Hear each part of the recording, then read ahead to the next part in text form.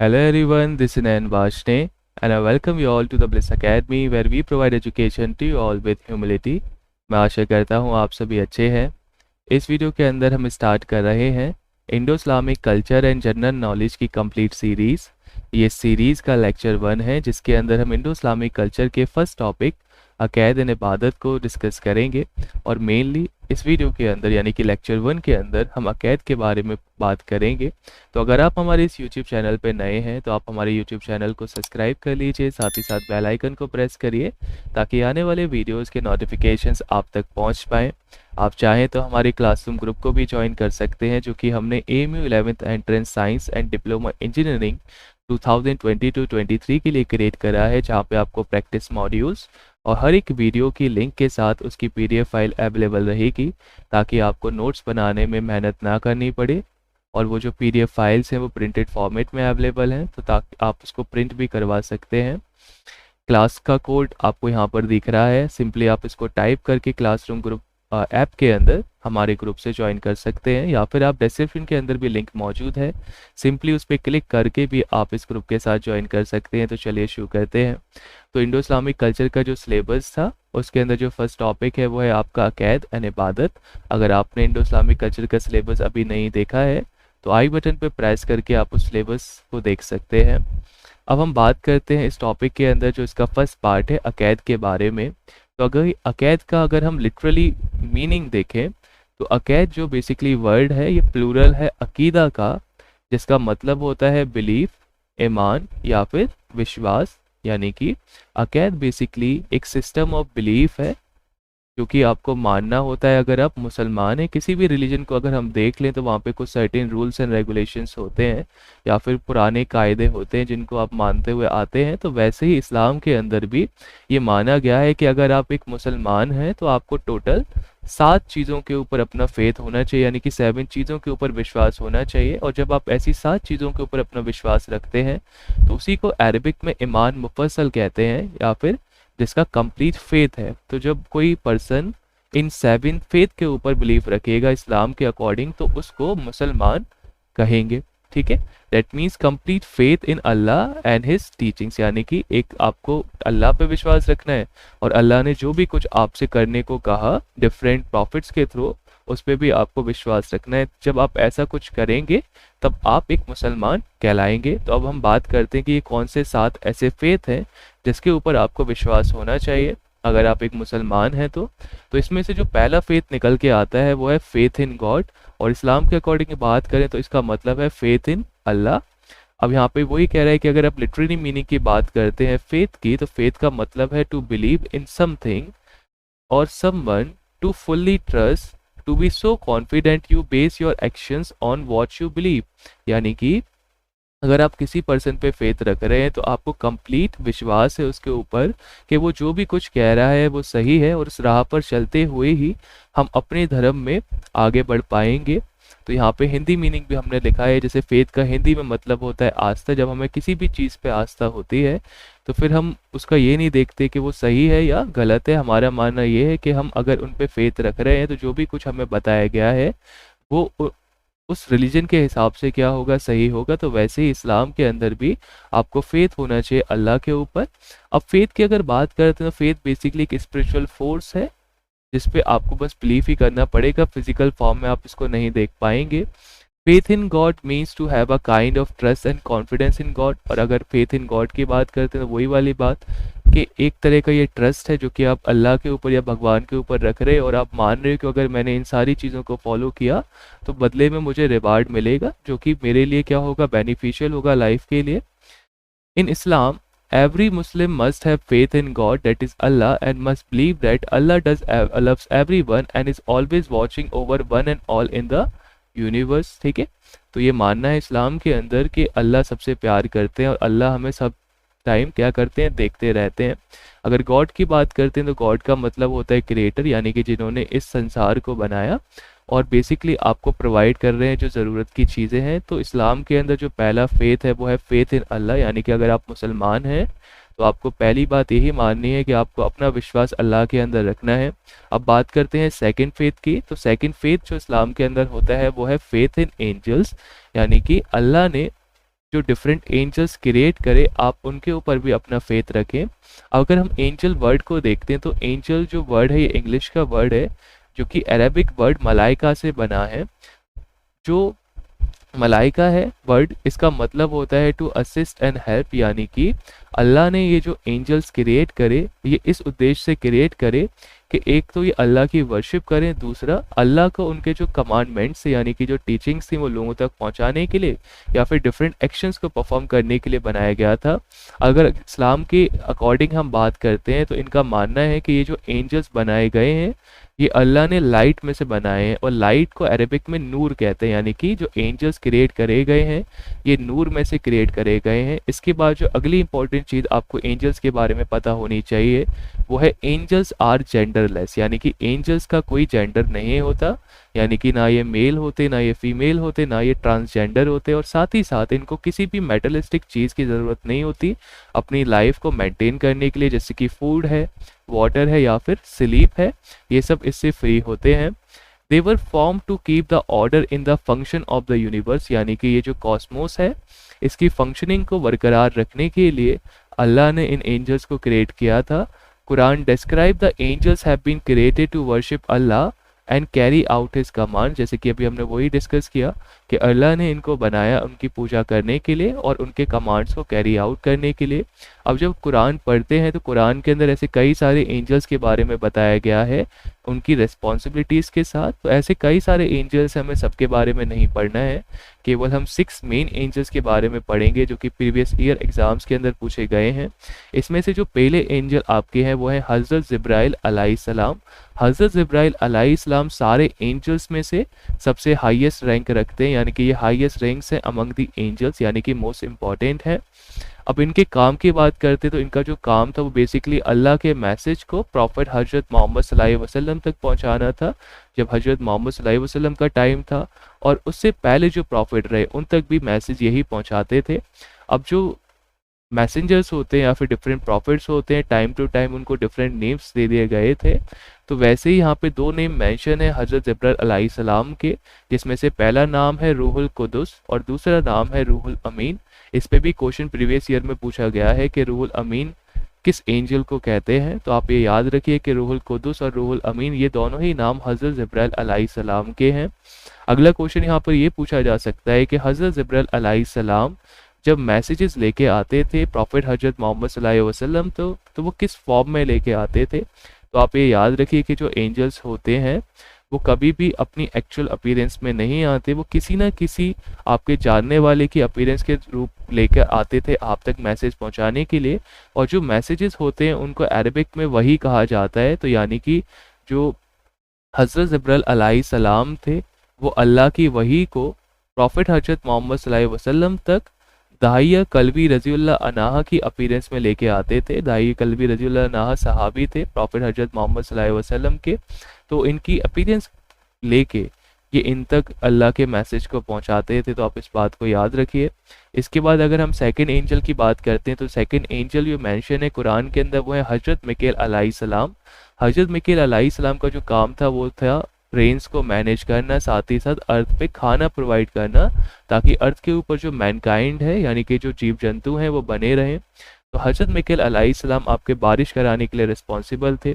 ऐसे अगर हम थर्ड एंजल की बात करते हैं, थर्ड एंजल का नाम है हजरत इज़राफिल अलैहिस्सलाम। हजरत इज़राफिल अलैहिस्सलाम को जो काम था वो ये था कि जब यौमुद्दीन यानी कि जब क़यामत का दिन आएगा, यानी कि जब लास्ट डे आएगा, तो ये लोगों को आगाह करेंगे ट्रम्पेट बजा के, और ट्रम्पेट को अरबिक में सूर कहते हैं, ठीक है। यानी कि जब डॉम्स डे यानी कि यामुद्दीन आएगा तो हज़रत इज़राफिल अलैहिस्सलाम का काम है ट्रम्पेट बजाने का, यानी कि लोगों को आगाह करने का। इसके बाद अगर चौथे एंजल की बात करते हैं तो चौथे एंजल का नाम है हज़रत इज़राइल अलैहिस्सलाम। हज़रत इज़राइल अलैहिस्सलाम बिल्कुल यमराज की तरह है हिंदू धर्म के अंदर। इनका काम है सोल को बॉडी से निकालना आफ्टर दी डेथ। इनको एक और नाम से जाना जाता है जिनका नाम है मालिक उल मौत, यानी कि जब आपकी मौत हो जाती है तो ये आपकी सोल आपकी बॉडी में से निकालेंगे।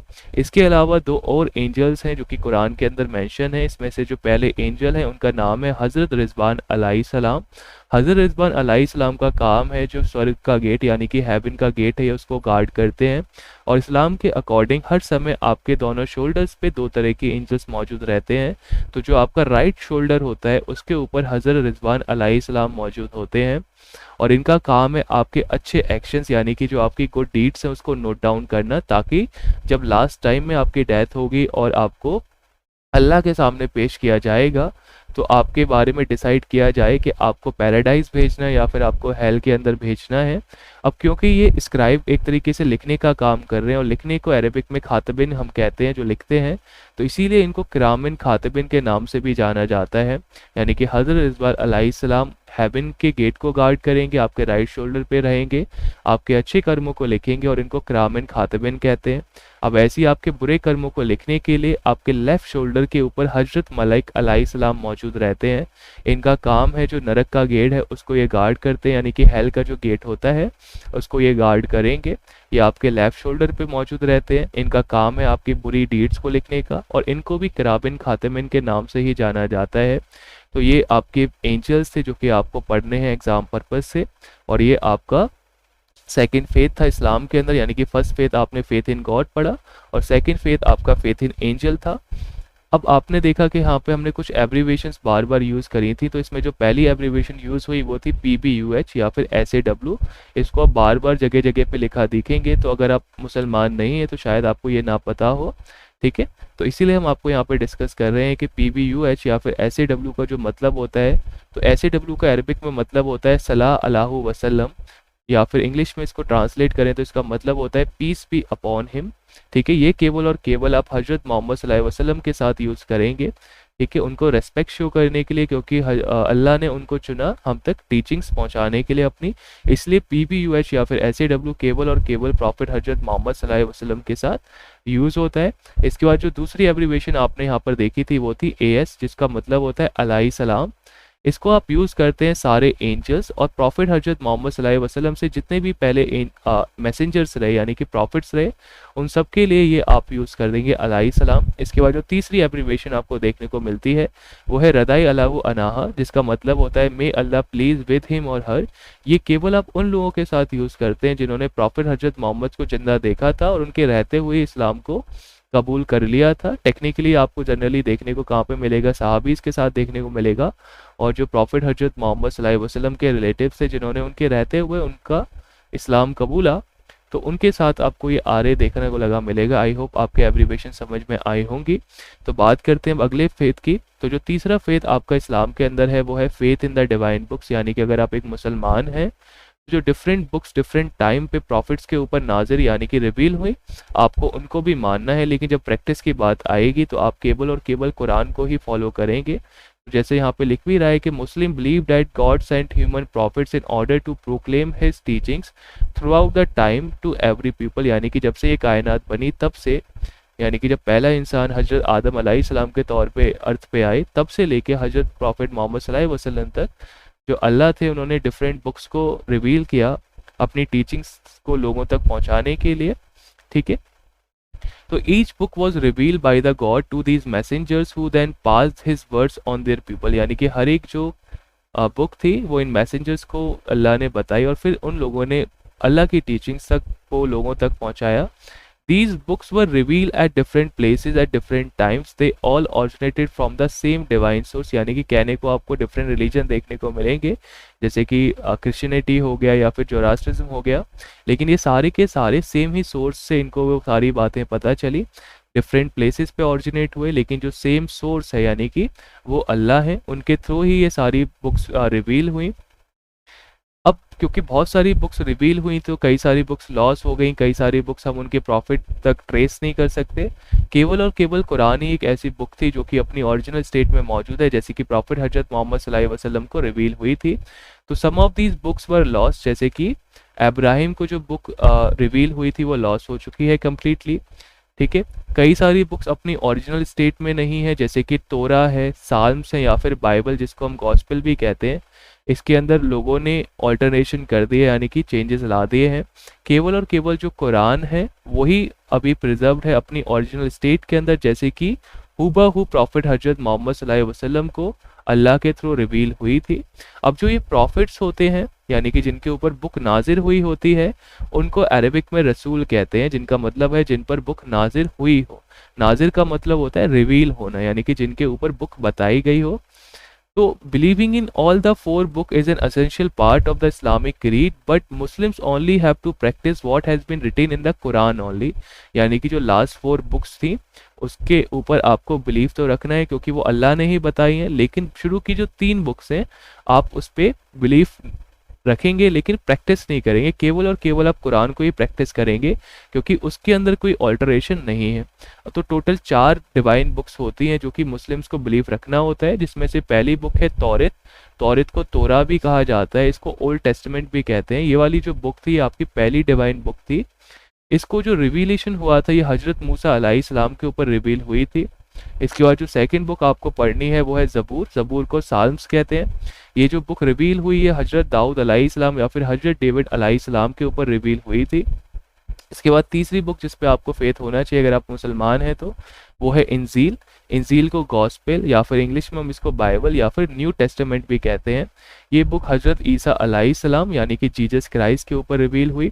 इसके बाद जो लास्ट बुक है वो है कुरान, क्योंकि प्रॉफिट हजरत मोहम्मद लास्ट प्रॉफिट थे अर्थ के ऊपर, तो जो बुक उनके ऊपर नाजिर हुई वो टेक्निकली आखिरी बुक थी। तो रिवील हुई थी हजरत मोहम्मद सल्लल्लाहु अलैहि वसल्लम के ऊपर। तो ये टोटल 4 बुक्स हैं। अगर आप एक मुसलमान हैं तो आपको इन 4 बुक्स के ऊपर फेथ होना चाहिए, लेकिन जब प्रैक्टिस की बात आएगी तो केवल जो टीचिंग्स कुरान के अंदर लिखी हुई हैं उनको आप अपनी लाइफ के अंदर प्रैक्टिस करेंगे। अब इसके बाद जो अगला फेथ आपको मानना है वो है faith in the messenger of God, यानी कि जो डिफरेंट प्रॉफिट्स यानी कि मैसेंजर्स अर्थ पे आए, आपको ऊपर उनके ऊपर क्या रखना है, अपना फेथ रखना है। ठीक है। तो मैसेंजर को हिंदी में या अरेबिक में हम नबी कहते हैं। ठीक है। अब messenger of God is one of who has message for the liberation, deliverance, healing, prosperity and establishment of the people of God. अब बात आएगी कि मैसेंजर किसको कहेंगे। तो मैसेंजर्स उन लोगों को कहते हैं जिन तक अल्लाह ने अपनी टीचिंग्स को पहुंचाया। और टीचिंग्स किस लिए पहुंचाई गई थी, ताकि लोगों का लिबरेशन हो पाए, उनको पीस मिल पाए और अपनी लाइफ को वो इम्प्रूव कर पाए। तो जो भी लोग ऐसे मैसेजेस लेके आते थे गॉड के, उनको मैसेंजर कंसीडर किया गया है। अब अगर हम कुरान की बात करते हैं तो कुरान के अंदर टोटल 25 नबी के बारे में जिक्र आता है कि उन्होंने अपने अपने टाइम पे क्या क्या काम किए थे, जिसके बारे में हमें पता चलता है कुरान पढ़ के। तो टोटल 25 नबीज कुरान के अंदर मेंशन है, जिसमें से हजरत मूसा अलैहिस्सलाम का सबसे ज़्यादा बार जिक्र आता है जो कि 135 टाइम्स है। अकॉर्डिंग टू कुरान अर्थ पे अब तक 1,24,000 नबी हुए थे, जिसमें से अगर हम पहले नबी की बात करते हैं तो जो पहले नबी यानी कि पहले प्रॉफिट हुए वो थे हजरत आदम अलैहिस्सलाम, और जो लास्ट प्रॉफिट हुए वो थे हजरत मोहम्मद सल्लल्लाहु अलैहि वसल्लम। अब इस्लाम के अंदर आपको एक बात ध्यान रखना है कि हजरत मोहम्मद सल्लल्लाहु अलैहि वसल्लम was the messenger to the faithful Muslims, all faith and the praise should be to the God. यानी कि हजरत मोहम्मद सल्लल्लाहु अलैहि वसल्लम को रिस्पेक्ट देनी है, क्योंकि अल्लाह ने उनको चुना अपने मैसेजेस को हम तक पहुंचाने के लिए। लेकिन हमें हजरत मोहम्मद सल्लल्लाहु अलैहि वसल्लम को अल्लाह के बराबर नहीं मानना है।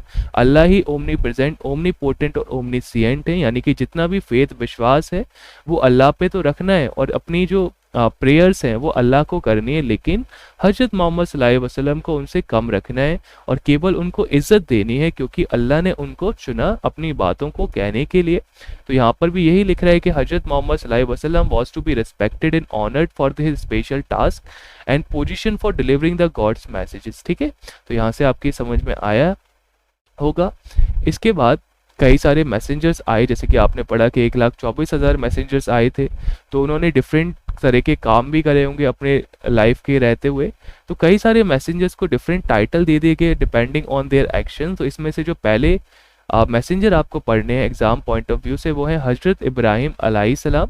हजरत इब्राहिम अलैहिस्सलाम को 2 नाम से जाना जाता था, जिसमें इनका पहला नाम है ईमान उन नाब, जिसका मतलब होता है लीडर ऑफ पीपल, और जो दूसरा नाम इनका है वो है खलीउल्लाह। खलीउल्लाह का मतलब होता है फ्रेंड ऑफ अल्लाह। इसके बारे में अभी हम जब सीरत रसूल अकरम पढ़ेंगे तो आपको स्टोरी पता चलेगी क्यों ये नाम इनको मिला। इसके बाद जो दूसरे मैसेंजर के बारे में आपको पढ़ना था, वो थे हजरत इस्माइल अलैहिस्सलाम। हजरत इस्माइल अलैहिस्सलाम को जबीनुल्लाह के नाम से जानते हैं। इसका मतलब होता है one who get sacrifice for Allah. इसकी स्टोरी भी आपको सीरत रसूल अकरम में मिलेगी। इसके बाद अगर तीसरा हम टाइटल देखें तो वो तीसरा टाइटल था हजरत मूसा अलैहिस्सलाम का, जिनको कलीमुल्लाह के नाम से जानते हैं। ठीक है, एक खलीउल्लाह है और एक कलीमुल्लाह है। जो खलीउल्लाह वाला जबीनुल्लाह वाला टाइटल था वो हजरत इस्माइल अलैहिस्सलाम को मिला, और जो कलीमुल्लाह वाला टाइटल था यानी कि वन हु कन्वर्सेस विद अल्लाह, ये हजरत मूसा अलैहिस्सलाम को मिला। ठीक है, इसके बारे में भी आपको जब 7 आसमानों के सफ़र की स्टोरी हम डिस्कस करेंगे सीरत रसूल अकरम में, तो वहाँ पे आपका इसका जिक्र आएगा। इसके बाद जो नेक्स्ट चीज़ आपको याद रखनी है वो है हजरत ईसा अलैहिस्सलाम के बारे में। इनको रूह अल्लाह कहते थे, क्योंकि रूह अल्लाह का मतलब होता है सोल ऑफ अल्लाह, क्योंकि जो इनकी मदर थी मैरी, ये उनके वॉर्म से पैदा नहीं हुए थे। ठीक है, अल्लाह ने या कह सकते हैं गॉड ने इनको डायरेक्टली ह्यूमन के फॉर्म में प्रकट कर दिया था, इसलिए इनको जो टाइटल मिला वो रूह अल्लाह का मिला। अब इसके बाद जो अगला फेथ होता है इस्लाम के अंदर वो होता है फेथ इन डेस्टिनी। डेस्टिनी को हिंदी में हम किस्मत भी कहते हैं। ठीक है, तो ये माना जाता है कि जिस टाइम पे आपका बर्थ होता है उसी टाइम पे आपका फ्यूचर लिख गया होता है।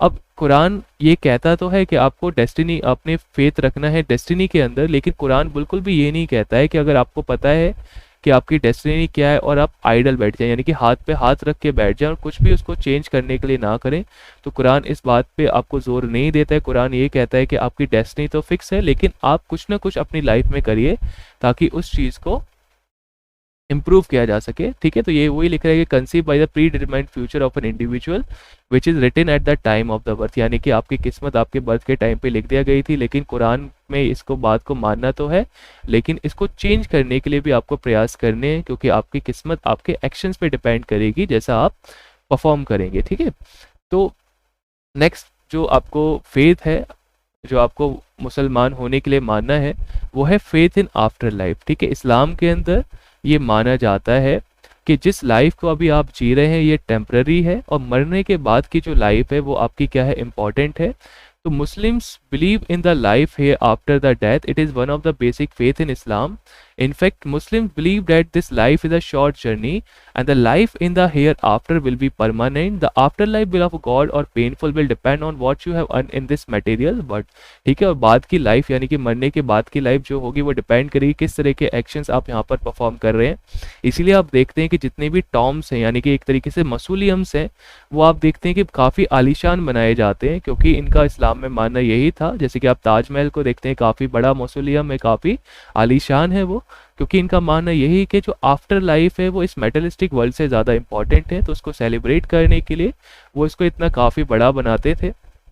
ठीक है, इसके बाद जो नेक्स्ट फेथ आपको मानना है वो है faith in recreation. Faith in recreation का मतलब है कि अगर जब आपका एक बार डेथ हो गई तो डिपेंडिंग ऑन योर एक्शंस या तो आपको मुक्ति मिल जाएगी या फिर आपको इस लाइफ साइकिल के अंदर दोबारा बर्थ दे दिया जाएगा, क्योंकि सबका मानना हर एक धर्म के अंदर यही है कि सोल नेवर डाइज, यानी कि जो आत्मा होती है, आत्मा अमर होती है और वो इस सुपर सोल का ही एक पार्ट होती है। तो इसका माना जाता है कि it is believe on day of judgement human will be resurrected and brought to Allah, यानी कि जब आपका जजमेंट का डे आएगा, यानी कि जब फाइनली आपकी डेथ हो जाएगी तो आपको अल्लाह के सामने लेके जाया जाएगा, और जो आपके डीड्स आपने परफॉर्म करे थे, ठीक है, यानी कि जैसे किरामन खातिबिन ने लिखे थे, उसके बेसिस पे डिसाइड किया जाएगा कि आपको पैराडाइज के अंदर भेजना है या फिर आपको हेल के अंदर भेजना है। और हेल कुछ और नहीं है, वो आपका अर्थ ही है, यानी कि आप उस लाइफ साइकिल के अंदर आ जाएंगे। जैसे कि आपने साइंटिफिकली भी पढ़ा होगा कि लगभग 84 लाख टाइप की स्पीसीज होती हैं, तो उन 84 लाख टाइप की स्पीसीज में आपको दोबारा से बर्थ दे दिया जाएगा और दोबारा से आपको चांस मिलेगा अपने एक्शंस को इम्प्रूव करने का। ठीक है, तो ये टोटल 7 फेथ्स है जिस पे आपको बिलीफ रखना है। आई होप आपके अच्छे से समझ में आए होगा, मैंने आपको यहाँ पे काफ़ी कुछ समझाने की कोशिश करी है। तो अगर आपने अभी भी क्लासरूम ग्रुप को ज्वाइन नहीं किया है तो उसका कोड यहाँ पर आपको दिख रहा है, सिंपली आप इसको टाइप करिए क्लासरूम ऐप के अंदर जाके और हमारे इस क्लासरूम ग्रुप के साथ आप ज्वाइन हो जाइए, जहाँ पे आपको PDF नोट्स मिलेंगे, ठीक है, जो कि आप प्रिंट करा सकते हैं, जिससे आपका टाइम बचेगा। अगर आप चाहें तो आप हमारी इस कम्युनिटी को, यानी कि ब्लिस अकेडमी की जो कम्युनिटी है, इसको और भी ज़्यादा स्ट्रॉन्ग कर सकते हैं bye contributing on this QR code. ठीक है, ये मैंडेटरी नहीं है, आप चाहें तो कर सकते हैं। अगर आपको ये वीडियो पसंद आई हो तो आप वीडियो को लाइक करिए, अपने फ्रेंड्स के साथ शेयर करिए और कमेंट करके आप अपने डाउट्स हमको बता सकते हैं कि आपको वीडियो कैसी लगी। ठीक है, तो वीडियो को यहाँ तक देखने के लिए आपका बहुत बहुत शुक्रिया। तो मिलते हैं फिर, चलिए एक नई वीडियो के अंदर, तब तक के लिए गुड बाय।